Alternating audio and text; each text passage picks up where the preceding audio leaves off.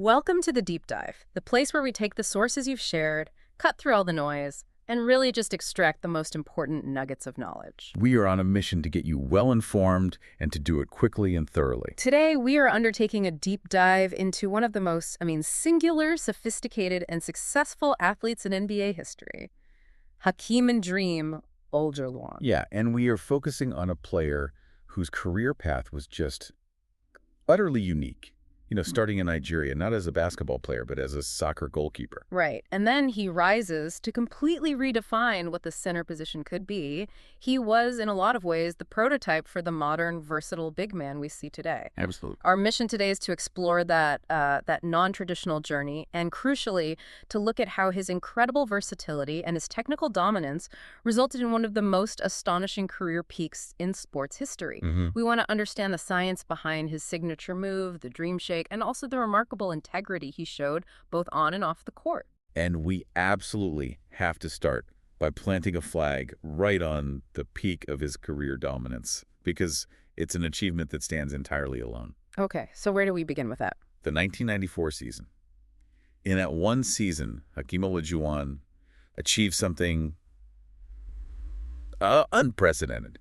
He became the only player in the entire history of the NBA to win the Most Valuable Player Award, the Defensive Player of the Year Award, and the Finals MVP Award. All in the same season. All in the same season. That's the ultimate trifecta of supremacy. It proves he wasn't just the best scorer or just the best defender. He was the single most impactful two-way player in the whole league. Exactly.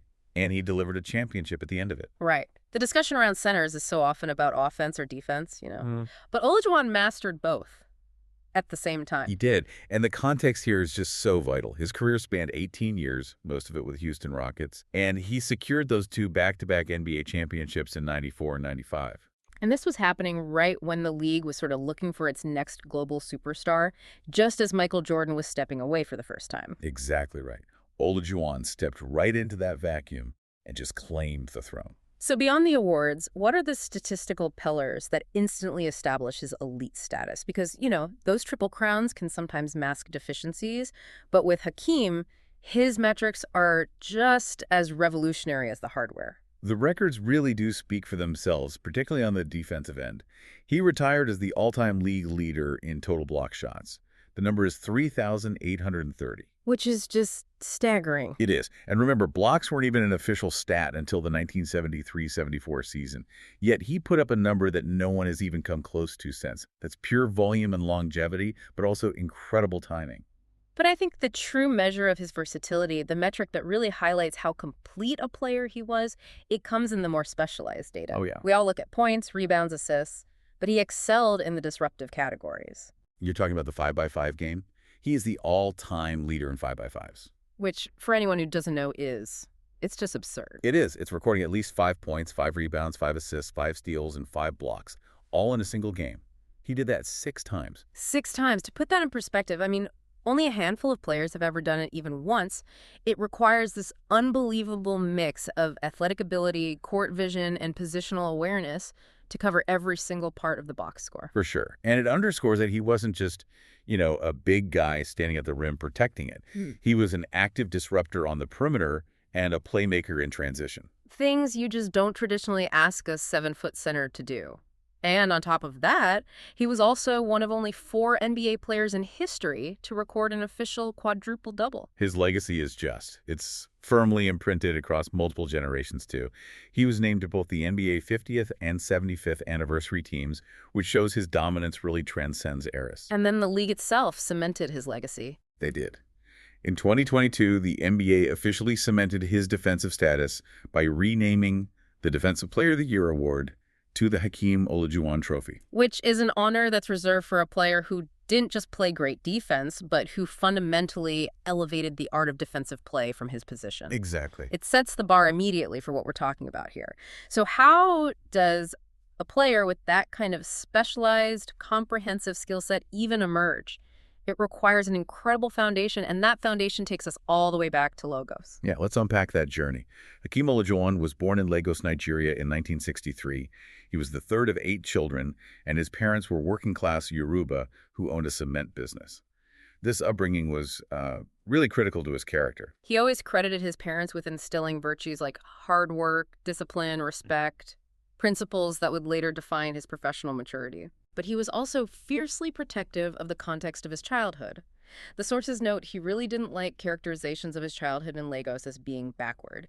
He would always emphasize that it was a modern, cosmopolitan city, rich with many ethnic groups. That perspective is key to understanding his independence later in life. Right. He wasn't coming from some, disadvantaged place. He was coming from a place of culture and entrepreneurial structure. But what is truly mind-blowing when you consider his eventual global stature is that he did not play basketball until he was 15 years old, in high school. 15. It's almost impossible to believe. And this is where we find the blueprint for the Dream Shake. Before basketball, his sport was soccer. Specifically, he was a goalkeeper. Right. What does that position a goalkeeper teach a 7-foot man that translates into becoming the all-time blocks leader in the NBA? It's all about the footwork, the quickness, and the timing. A goalkeeper needs phenomenal lateral agility, that explosive first step, and the ability to anticipate angles. Olajuwon directly credited his time in goal with developing that crucial footwork and agility. It's what allowed him to move around bigger, slower centers in the post. So that agility, combined with his natural length and vertical leap, gave him that phenomenal shot-blocking ability. He wasn't just jumping straight up. He was reading the angles of attack, like a goalie reading a penalty kick. That's a perfect analogy. He was using his feet to position himself for defensive stops, not just relying on his height. But the sources also highlight just how raw he was when he first started the sport. There's that wonderful anecdote. The dunking story. Yeah, where a Nigerian coach asks him to dunk, which you'd think would be simple for a tall teenager, and Olajuwon's first instinct is to try and stand on a chair to reach the rim. It just speaks to the utter lack of formal basketball knowledge he had. Staff had to redirect him. But the spark was immediate. He realized this was a sport where his height and his agility could truly come together. He knew instantly, this is the life for me. That conviction quickly put him on that non-traditional path to the United States. He emigrated to play for the University of Houston Cougars under Coach Guy Lewis. And you'd assume he was this huge recruit, but he was barely recruited at all. He came over based only on a friend's recommendation. It's wild. His arrival in 1980 was, frankly, just confusing for him. The sources detail how no one from the university even met him at the airport. He was just told to take a taxi to the campus. Can you imagine that happening today? A future #1 pick just arriving with such anonymity and logistical chaos. It's impossible. And he didn't even get to play right away. He was redshirted his freshman year because of NCAA clearance issues. Which in hindsight was probably the best thing that could have happened to him. How so? Well, it gave him a full year to adapt to the culture, to the American style of life, and just to get used to the pace of the American game without the pressure of performing immediately. But the real accelerated development happened after that initial redshirt year. Coaches wisely advised him to seek out a mentor. And that mentor just happened to be a local Houston resident. And the reigning NBA MVP, Moses Malone. Right. Moses Malone was arguably the best center in the world at that time, a relentless competitor, a physical force. Olajuwon joined these off-season pickup games at the famous Fond Recreation Center. And he's playing head-to-head with the NBA's reigning center. This wasn't some gentle mentoring session either. It was immediate, intense trial by fire. Olajuwon himself credited that daily competition with Malone for radically accelerating his development curve. He said, "He was the best center in the NBA at the time. I was trying to improve my game against the best." You could just hear the hunger in that quote. It gave him an immediate benchmark for what NBA physicality and skill really meant. It absolutely transformed him. And it was during this time that he earned the nickname that would define his professional life, the Dream. Coined by his college coach, right? Yeah, because his dunks were so effortless, they looked like a dream.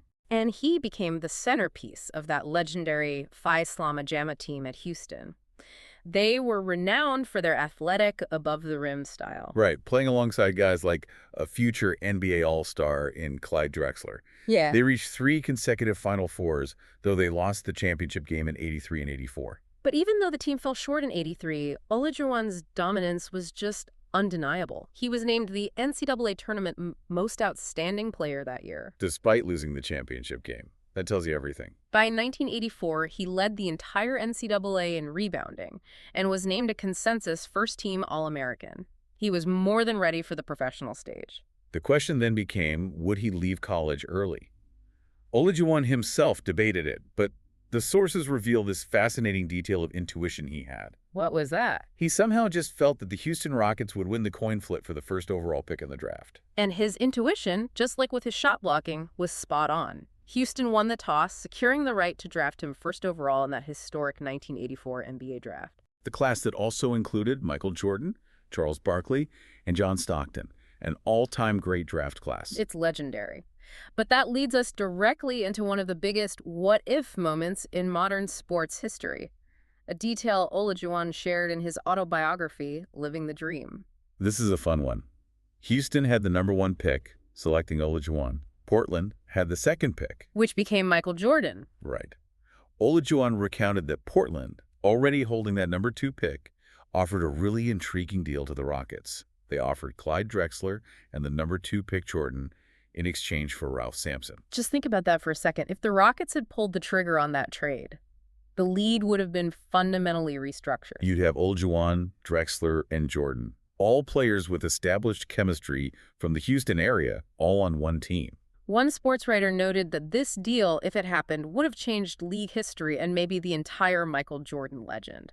You'd have a dynasty that could have overshadowed everything that came after. The idea is just staggering. But as we know, the Rockets kept Sampson, and the history books reflect a slightly different narrative. For nearly a decade, every single NBA champion featured either Jordan or Olajuwon, Cementing them as the two dominant forces of their era. and that dominance for Hakeem started immediately, even without Jordan or Drexler in Houston. His professional impact was seismic. It really was. The Rockets went from a dismal 29-53 record the season before he got there to 48-34 in his rookie year of 1984-85. That's a 19-game turnaround. And that immediate success was built around the Twin Towers formation. He paired up with the 7'4" Ralph Sampson, who was the previous year's Rookie of the Year. And Olajuwon himself finished as the Rookie of the Year runner-up to Michael Jordan in '85, which is a remarkable achievement in such a stacked class. So how exactly did the Twin Towers offense work tactically? Because pairing two giants that large together is often seen as slow, but they were fast enough to execute that spectacular 1986 NBA Finals run. Well, they utilized their height mismatch in a very aggressive way. Sampson was initially more of a perimeter-oriented big man, but they quickly realized the value of Olajuwon's superior post play and his defensive anchoring. So it was just about overwhelming teams with size. Pretty much, the primary tactic was simple. Overwhelm opponents with size and height, force defenses to double-team one of them, and then pass out to shooters. They shocked the league by defeating the defending champion Los Angeles Lakers 4-1 in the Western Conference Finals. And that Laker team was the Showtime machine, coached by Pat Riley. Losing to a young, comparatively unsophisticated Twin Towers team was a major shock. Riley's quote after the series says it all. He said, "We tried everything. We put 4 bodies on him. We helped from different angles. He's just a great player." When a coach as competitive and, as tactically brilliant as Pat Riley just admits defeat so humbly, you've encountered a singular talent. For sure. And although they ultimately lost the finals to the legendary 1986 Boston Celtics, that run put Olajuwon on the map as the next great center. But that partnership was kind of doomed. Sampson struggled significantly with knee injuries and was eventually traded in 1988. Which left Olajuwon as the sole undisputed leader. And that's when we see his individual statistical dominance reach almost mythical heights. We have to talk about the March 10th, 1987 game against the Warriors. This performance against Golden State is just etched in history because he came so unbelievably close to recording the first tracked quintuple-double. Give us the breakdown of those numbers again, because they're video game numbers. He finished with 38 points, 17 rebounds, 12 blocks, 7 steals, and 6 assists. Absolutely ridiculous. While the official quintuple-double has never been recorded, coming that remarkably close to a 5-and-5 across all 5 major categories, it just demonstrates a two-way effort level we simply don't see from centers, or really from anyone anymore. That near quintuple foreshadowed his peak as a defender and rebounder in the late 80s and early 90s. He led the league in rebounding twice and led the league in blocks 3 times in a 4-year span. And the 1989-90 season provides the perfect statistical snapshot of that defensive mastery. He joined Kareem Abdul-Jabbar and Bill Walton as the only players in league history at that point to lead the league in both rebounding and shot blocking in the same season. The raw numbers are just overwhelming. He averaged 14.0 rebounds and 4.6 blocks per game that year. He is the only player since blocks were officially tracked to average over 14 rebounds and 4.5 block shots in a single season. That level of impact means opponents couldn't score around the rim, and they were only getting one shot attempt per possession. It fundamentally changes how opponents have to run their offense. He was just closing down the paint completely. And it was during that season that he officially recorded a quadruple-double, becoming only the third player in NBA history to do it. Yet, despite all this individual brilliance, the team struggled organizationally after that '86 run, and that led to a massive crisis point in 1992 when the Rockets missed the playoffs entirely. This is a really critical juncture in Olajuwon's narrative. It is. He requested a trade, and it wasn't just about winning, it was about respect and principle. He felt his salary was considerably low for a top center, and he was deeply unhappy with the ownership and the front office for cutting corners instead of investing in winning talent around him. He saw himself producing at an MVP level while the team was basically failing him. And the dispute quickly turned nasty and very public. Management accused him of faking a hamstring injury out of unhappiness over his contract. Which is an accusation that would seriously damage any athlete's reputation. For sure. Olajuwon, feeling targeted and disrespected, lashed out publicly at the owner and the front office. At that time, his agent declared the differences irreconcilable, and the media reports all suggested a trade was imminent. The whole situation was just toxic. It threatened to end his entire tenure in Houston. Right. But the trade didn't happen. Instead, they made a coaching change, hiring Rudy Tomjanovich. This proved to be the major turning point that salvaged the relationship and ultimately launched their championship era. So how did that happen? What changed? Tomjanovich and Olajuwon managed to rebuild trust, and Olajuwon responded to that vote of confidence by having one of his best all-around seasons in 1992-93. He set a career high in scoring, averaging 26.1 points per game. But significantly, he also improved his passing to 3.5 assists per game. And that bump in assists is the key indicator of his evolving offensive game, isn't it? Absolutely. It showed a new level of maturity and efficiency. By becoming a better passer, he made himself much harder to double team, which maximized his offensive effectiveness in the post. He finished second in the MVP voting in 1993, just behind Charles Barkley. That season, when the trade drama was finally put behind him with a new 4-year contract extension, truly signaled the start of his greatest, most focused era. Which brings us to the pinnacle, those two back-to-back championships, starting with the 1993-94 season. This is the year Hakeem became a myth. It was a perfect storm of individual dominance. As we mentioned, he became the first player in NBA history to complete that MVP, DPOY, and Finals MVP sweep. To frame the significance of that, the league had been around for decades, and no one had ever demonstrated that perfect blend of individual awards, defensive supremacy, and championship clutch performance. And beyond the sheer achievement, it also made him the first non-American player to win both the league MVP and the Defensive Player of the Year award, a critical moment in the globalization of the game. And the 1994 NBA Finals against the New York Knicks added this layer of dramatic rivalry. It was billed as the definitive center battle, Olajuwon versus Patrick Ewing, a rivalry that went all the way back to their college days. And Olajuwon delivered a total masterclass in that series. He completely dominated the head-to-head matchup. The numbers are stark. He outscored Ewing in every single game, averaging nearly 27 points on 50% shooting, while Ewing was held to below 19 points on an abysmal 36.3% shooting. It wasn't just winning, it was proving he was operating on a different plane than his peers. It was a demolition. But the moment that truly solidified his reputation as a clutch performer came in Game 6. Okay, set the scene for us. The Rockets are defending a narrow 2-point lead, 86-84, with just seconds left on the clock. Knicks guard John Starks launches what would have been the game-winning, championship-winning three-pointer. The pressure in that moment must have been immense. What does that specific block reveal about his mental fortitude that separates him from other great centers? Because we so often see big men overfoul or just miss the timing in those situations. It reveals controlled aggression and impeccable discipline. Many centers would rush out and foul the shooter, giving up 3 free throws and the game. Right. Hakeem, rooted in his goalkeeper training, read the angle of the shot, stayed perfectly vertical, and used his length and timing to get a phenomenal clean block as the clock expired. That single defensive play forced a Game 7. A Game 7 which the Rockets won, securing the city of Houston's first professional sports championship since 1961. It's the hallmark moment of Clutch City. And what is even more difficult than winning one championship is repeating it.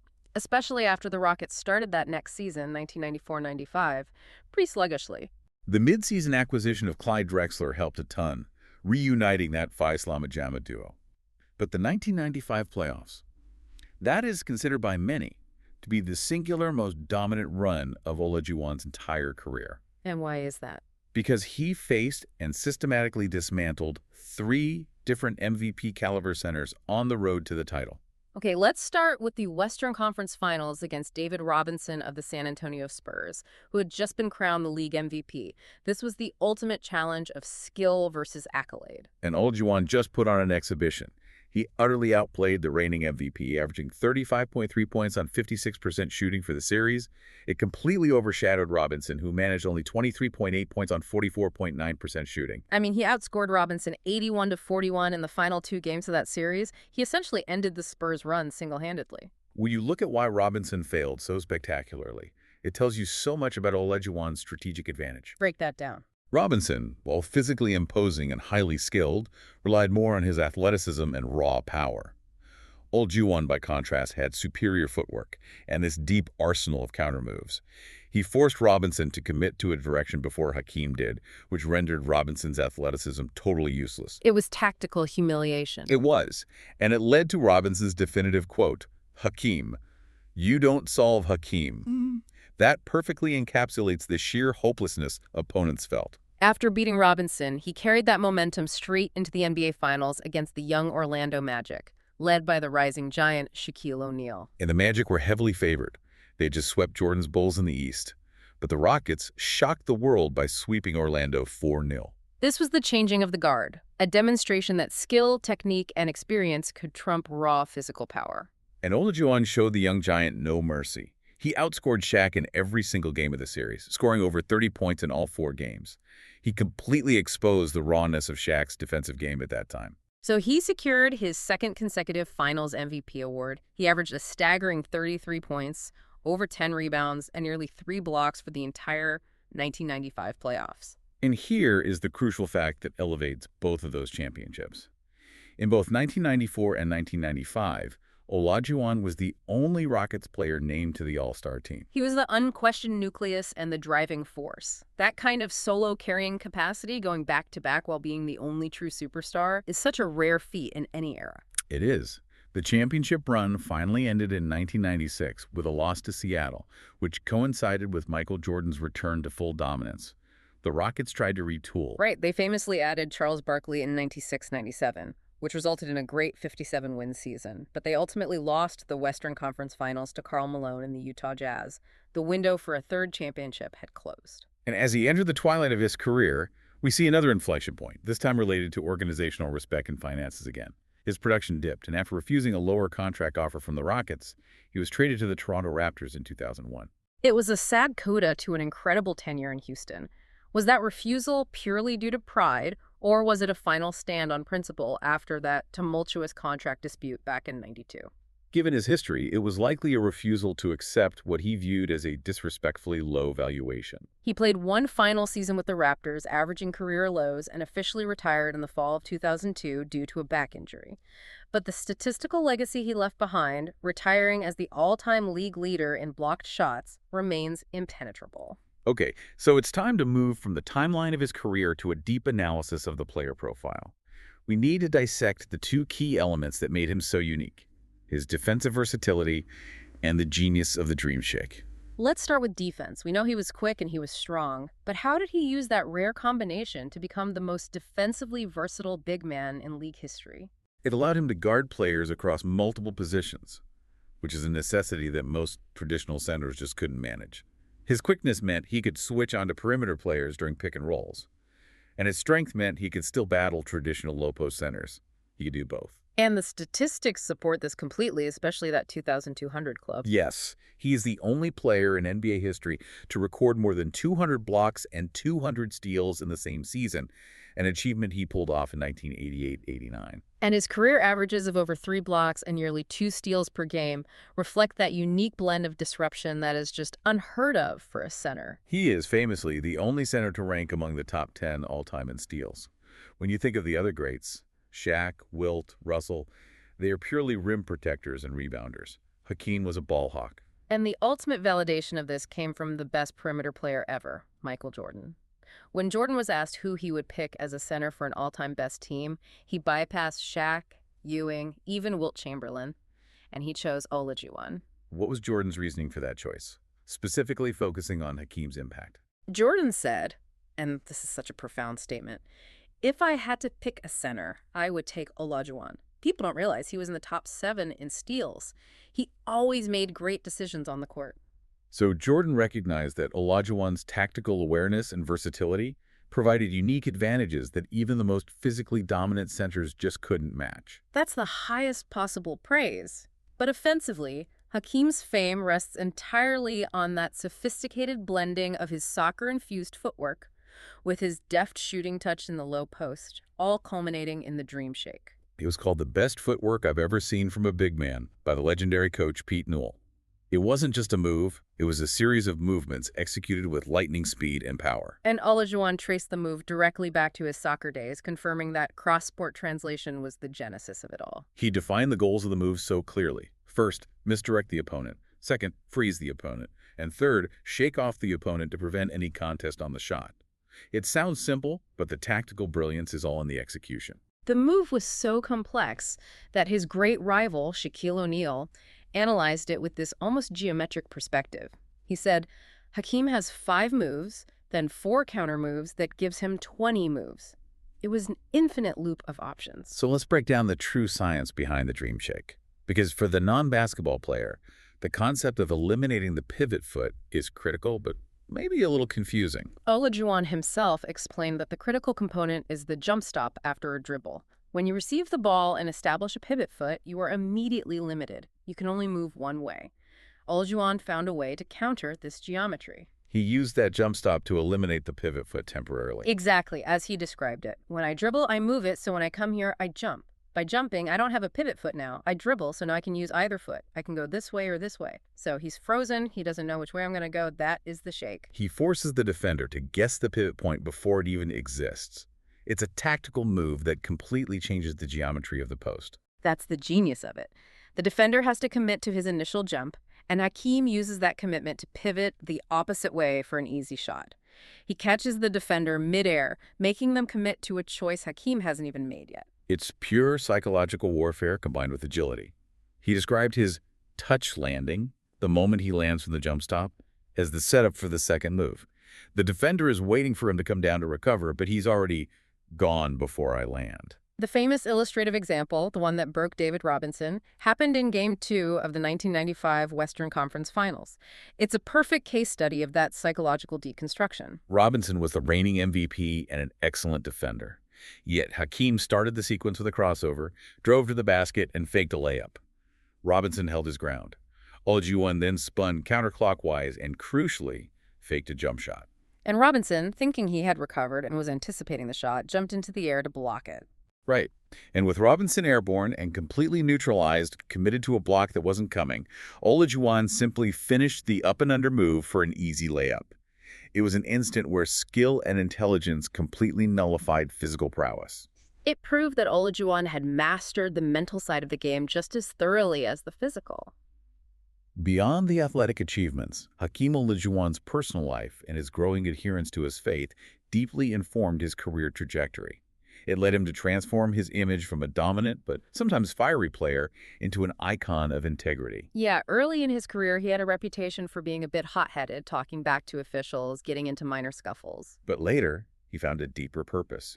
He became a far more devout Muslim, studying the Quran daily. And this deepening faith led to a public correction in March 1991 when he formally altered the spelling of his name from Akeem to Hakeem. He was very specific about the reason, saying, I'm not changing the spelling of my name, I'm correcting it.